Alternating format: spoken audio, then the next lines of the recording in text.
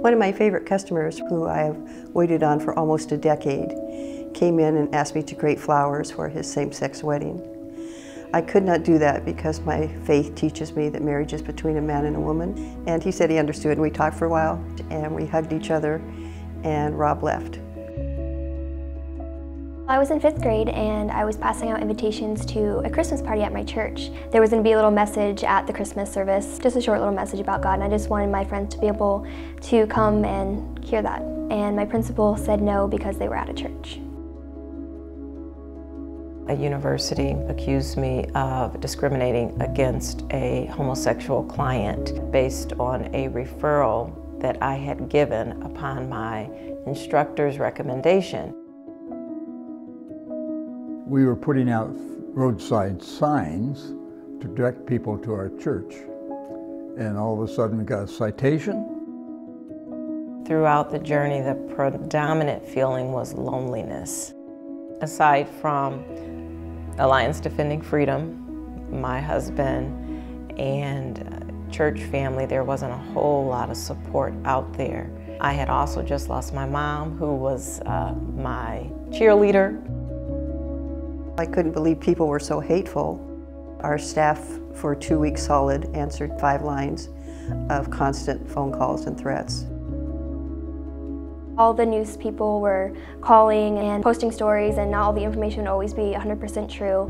And then you'd go and look through the comments, and there would be mean comments towards me and my family. It seemed so ridiculous to make such a big deal over such a little thing as a sign, and that we could be put in jail. My husband and I talked about it, and we weren't really sure what we were going to do. This wasn't an easy decision to make. We can lose all of our possessions, our life savings, our retirement, because of the lawsuit. It was very scary. I didn't know how it was going to turn out in the end. Should I do this? Is it worth it? When we got turned down so many times, we almost gave up hope. I spent a lot of time leaning into the Lord. Obey God and leave the consequences to Him. And that's what we needed to be, was obedient to His word. And one verse that really stuck out to me was 1 Timothy 4:12, saying how kids can make a difference and that you can be used just as much as anyone else can. When God selects those that He wants to use, they're just normal, average people.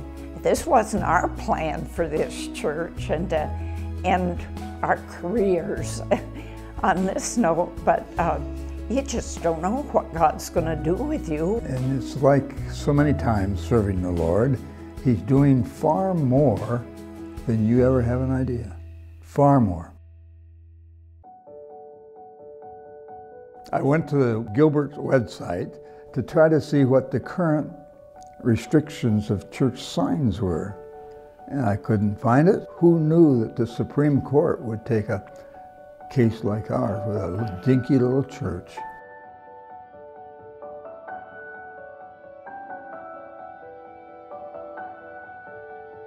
Well, you know, I have been told they are talking about this case.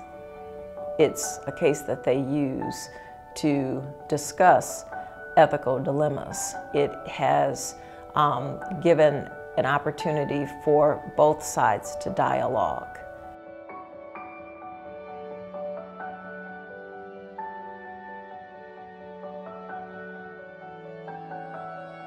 If I was given the chance to do this over again, I would definitely do it in a heartbeat. God could use someone like me. If you're just obedient and you just listen to Him and you trust in Him, that you can make such an impact that you don't even realize that you can't do on your own.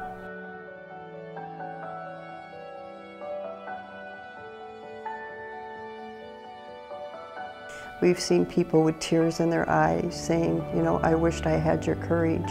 And yet God will give them the courage when it's time for them to stand. We see the ball slowly rolling, that people are willing to stand up.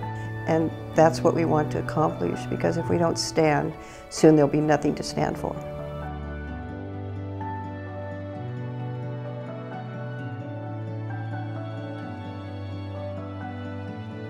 Taking that one little step of boldness has helped me now to take a bigger step of boldness to go out in the missions field. I now want to be a medical missionary in Africa, and I'll have obstacles and times where I'll have to trust in God and I'll have to rely on Him and know that He does have a plan and He'll give me the strength to make it through. We've always wanted to be part of building Christ's kingdom. It looks like now it's on a much bigger scale than we'd ever dreamed of. Right now, I give God the glory. I am a school counselor because of Him. And I believe that He has an expectation of us to reach back and make sure that people know the truth and that people can stand for truth.